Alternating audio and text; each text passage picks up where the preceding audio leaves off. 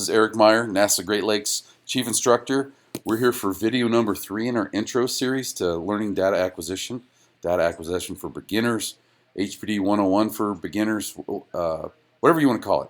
So we're here to learn a little bit and have some fun and understand data a little bit. So here we go.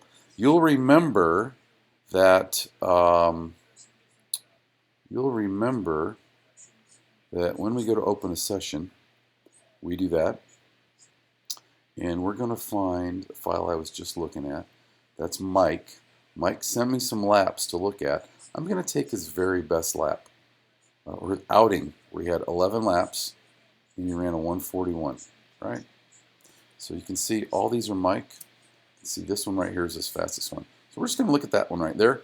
We're going to double click it, and as you remember, the fastest lap comes up in bold, right? It's the fastest lap.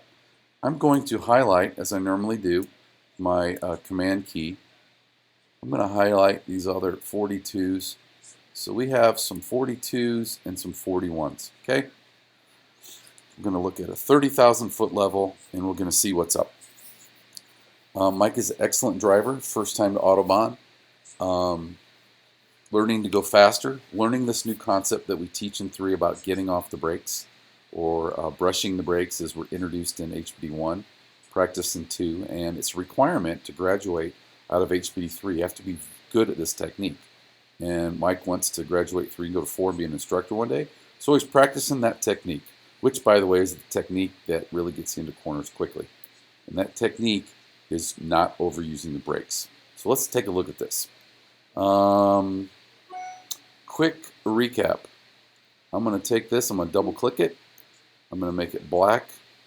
Reference lap is now black, meaning the fastest lap on here of the 5 colors is black. Okay? For those of you who already know this, or new people, notice down here there's no black line other than this reference lap. So the way we interpret this graph is right here, the yellow lap, which is a 142.5. Right here, the yellow lap is 0.2 faster than our fastest lap. It ends up losing it up here and ends up being 1.39 seconds slower, but right back here it's ahead. And right here it's ahead also by 0.2. But something happens and it goes all wanky haywire, and we end up with this one right here. So the idea is man, couldn't we take some of these great parts of each of these laps and put them together and make something happen? For example, see this light blue right here? This light blue got through the corner faster than anybody else, right? But looky here, it was the slowest one into this corner, and at the next brake zone, it's the one that didn't brake as much. So anytime this line slopes down, that's a savings. If it slopes up, that's a loss. So right here, it slopes down, it's a savings, and it's the same. Slopes up, it's the same, slopes down, slopes up, right? And then it just spirals out of control. So let's just take a fun little look at all this stuff. Top lap is yellow. Top lap is black. Fastest lap is green. So we got 3 laps, and the fastest either to the peak before braking or in the braking have been 3 different laps. There's the yellow. You getting what I'm throwing down? Fastest is the purple, then yellow, then black. These are all about the same. Nice job. Purple, right? Big one right there. Light blue comes to the table for the first time. Light blue comes to the table for the second time. Green wins by a long shot. Look at that. We want to all be doing what that green's doing, right? So this is the data that we're likely to see. Now I want to show you something. So here's the first lesson. So we can easily see that there's freaking 12 miles an hour different right there. Mike, what are you doing? You're killing me. Mike. So that's huge. But here's what I see. And I'm going to highlight this area a little bit by clicking this. I'm going to highlight this back straight area right there because I want to look at that right there. I want to look at that variation. That right there we're going to look at. We're going to talk about it. So I hit this right here. Here is what we see. Right here is about peak for the black. Agreed? Right here is about peak for the purple. Right here is about peak for the yellow. Right here is about peak for the green.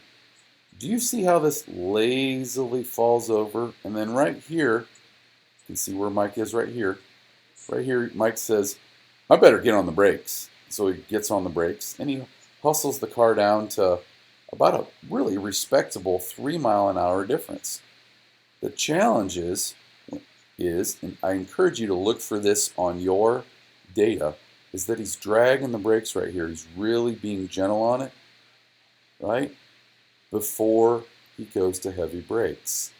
So I want you to look for this in your data to see you have this tendency. And here's one way to look at it. We're going to hit this little button right here. Okay. See how we're about 100 miles an hour? Look over here on start finish. We're about 100 miles an hour too. Do you see how this kind of spikes straight down? There's a little bit of that. But look at all this right here. For whatever reason, Mike doesn't like this corner, and it's probably in his head where he's dragging the brakes before he gets on it. That is valuable time, sports fans. That is valuable time. We want to eliminate this. We want it to look more like this. We want it to come up, come right back down. We want it to come up, and come right back down. We want it to come up, come right back down. We don't want that little tail on there. So look for that tail for you. Okay?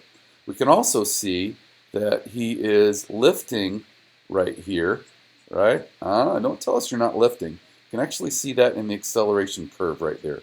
So right through here, we need a better line so you don't have to lift, Mr. Mike. A lot of people don't come around that enough. A lot of people don't come around that enough. Some people miss it altogether. But look for that in your data as well. And you know where it's going to be. It's usually going to be right in here, right? It's usually going to be right in here. And there's usually some funny stuff that happens in here. And it might be how tentative you are in here, right? So look at that green. We're really rocking the green, and we're carrying all that speed in the brake zone. We're really looking at mid-corner speed, and there's a 5 miles an hour difference. Mid-corner speed, 7 miles an hour difference, right? This one kind of overbroked in the yellow. This overbroked in the yellow. These are all on top of each other, very nice. This has a lot of variety. There's a blue one that's hoofing about 3 miles an hour more. So this is our variety. This is what we want to see. So look at your data, look for the variety, look for this goofy slope right here if you're dragging the brakes. Look if you're lifting in certain areas, like on certain straights. Is it possible? Can you go flat? Can you do that? Can you run a green lap like this every time, or do you have to overbrake? Want to drive that sucker down in there and brake really, really lightly and roll it in on a late apex, gang. So there you go. That was video number 3 on consistencies or inconsistencies. Look at your data. Look at it like I just showed you. And figure out where you're inconsistent and start working on stuff.